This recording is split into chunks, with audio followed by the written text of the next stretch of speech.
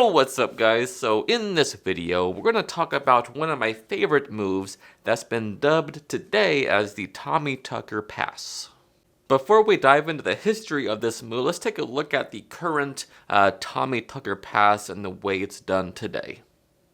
So here's what the move is. A card can be selected, maybe that one right there, the Six of Spades, and somebody, maybe you or somebody else, can give the deck a little mix just so nobody can know exactly where that Six of Spades is in the deck. Now, it could be here, it could be there, it could be anywhere, I have no idea. But all I do is I riffle the deck once, just like that, and that Six of Spades just jumps to the top of the deck. So I did some research and I wanted to figure out why this move is just called the Tommy Tucker Pass. I mean, who is Tommy Tucker? So Tommy Tucker was an American magician who contributed to such titles as Greater Magic, Jean Hugar's Magic Monthly, without credit. He traveled the world with his wife doing a mentalism act with her, and in fact, Tommy Tucker was the person who created the classic trick 6-card repeat. He published a book in 1936 called What Next? And in that book, he explains a pass which looks like this. So a person would just maybe cut to a card, maybe that one right there, the Two of Hearts. Now at this point, he would say, look, you could have cut anywhere, but you cut to a card of your liking, didn't you? And they would say yes, and at this point, the procedure is done and the card is on top of the deck. So you can see how this move has some similarities or some precursors to the one that I showed you just a moment ago. So let's rewind a few years earlier to 1930.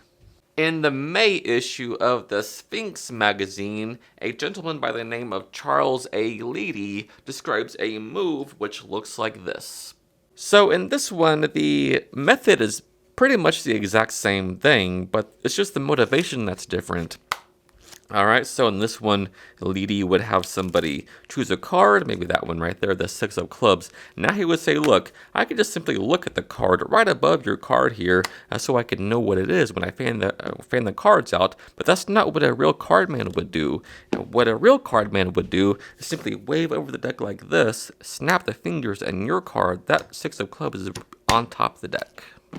So you can start to see how Leedy's move and Tucker's move are starting to take shape into what we know now as the Tommy Tucker Pass. But where did the idea of showing multiple packets and cutting multiple times come into play? I mean, who invented that? So now let's fast forward to the year 2000. A book by Roberto Giobbi called Card College Volume 4 has a move called the Display Pass. Now, in that book, Roberto says that it was none other than Juan Tamariz that taught him this cutting display of several packets.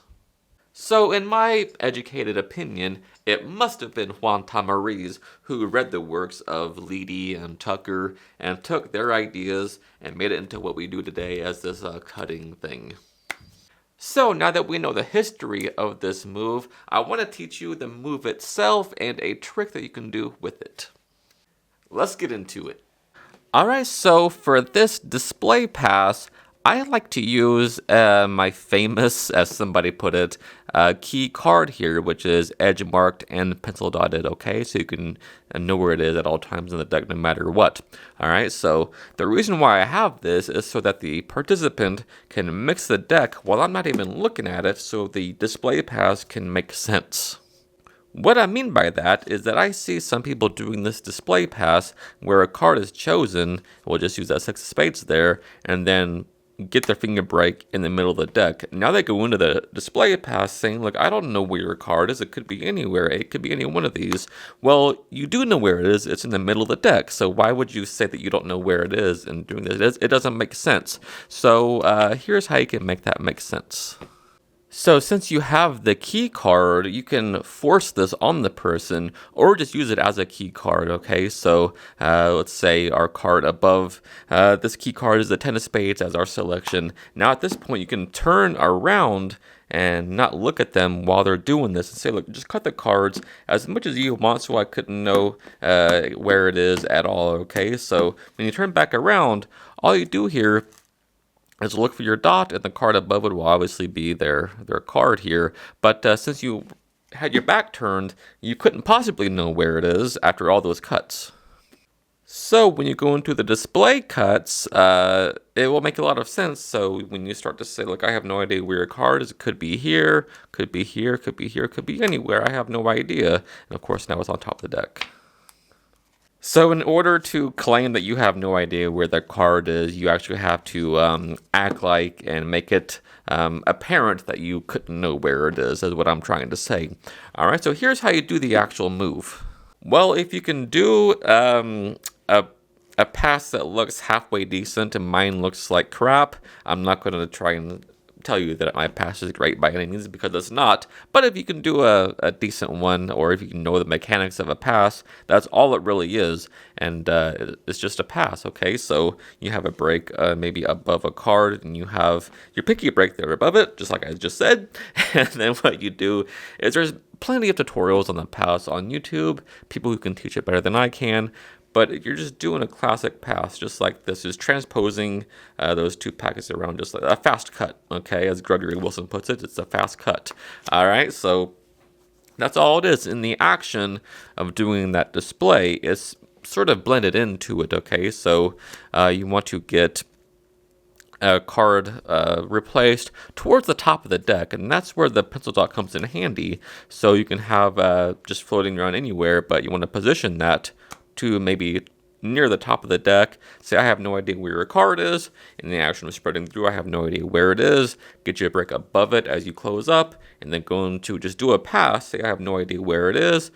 Right, do that pass like this, and then as you come back down, just release some cards from the bottom of the deck here on top of those. Could be here, could be here, I have no idea. So each time you're doing that, you're just dropping more cards, but that's blended in with that first pass, right? Could be here, could be here, could be here. That's why you want that's why you want it near the top. So the first one you do is a big block, right? So again, you say, I have no idea where it is, spot that pencil dot, get a break right above it as you close up, right? So it's maybe 15 cards down at this point, which will make sense, okay? So I have no idea where it is, do that pass, it could be here, drop some cards, could be here, drop some more cards, could be here, I have no idea, and then of course it's on top of the deck. Alright, so here's a really nice trick that you can do that utilizes this move in a really good way, okay? So what happens is a person you've never met before takes the deck and you ask them to spell their name, dealing a card face down for each letter of their name. So in this case, we'll use Charles, okay? So they would go Charles, and then you have them take a look at the top card of their pile right there. And then as your back is turned, the whole time they put the rest of the deck right on top, and they give the deck a cut and complete the cut. Now at this point, you turn around and you ask for the deck back and say, look, you could have chosen any one of these cards. I have no idea where it is. Could be this one here, could be that one. I have no idea. But what I'll do is, just like you spelled your name, I'll spell my name. My name is Sean, spelled S-E-A-N. And I got a card. What was your card? They say the Four of Spades. There's no way you picked the Four of Spades. How does that work? Alright, so this is a really fun trick, and it really does work with any name. It doesn't matter at all. It can be a person you've never met before, which makes it really strong, right? So what you do is you have the pencil dotted card on the bottom of the deck, okay? So whatever your name is, however many letters are in your name, just -1, all right, so mine would be S-E-A. I just don't do the N, the last letter, all right, so it'd just be S-E-A, and then the N would just be the pencil dot card, right? That goes on top of there, and then that's your setup. So they take the deck and you ask them to spell their name, dealing a card for each letter of their name. So we'll just go for Charles again. So it'll be C-H-A-R-L-E-S. Have them look at their top card. All right, so 2 of hearts. Now have them put the rest of the cards on top of those. And what that's doing is putting the setup right on top of those cards that they just dealt. Okay, so their card's 2 of hearts. They do that. Your back is turned this whole time as they're doing this, and then they give the deck a cut anywhere. Now, what this does is actually positions that little setup towards the top of the deck, which is very convenient because that's where you needed to be for that display pass. So when you turn back around, you take the deck and you say, look, I don't know where your card is or what it is. It could be anywhere. And then what you're going to do is do this gesture spread. Say, I don't know what your card is. It could be any one of these. And then as you're doing this, you want to get a break below that key card sitting to the bottom of the deck with your pass, all right? So I don't know where your card is. It could be any one of these. Get a break below the key as you close up. Say, now just go into it. Say it could be here, could be here. I have no idea. Now at this point, their chosen card will be at the position when you spell your name. It just works out like that, all right? So I say, look, since you spelled your name, I'll spell my name. My name is Sean. That's Sean, and then that'll be their card every single time. And then as for a kicker, maybe, some of the cards in your name could be maybe the aces or a royal flush or whatever you want to do. Alright guys, so as always, thank you so much for taking the time out of your day to watch this video. It means the world to me. And if you learned something new, if you got value from the video, do me a huge favor and hit that like button and sub to the channel. Until next time, happy practicing. I love you guys.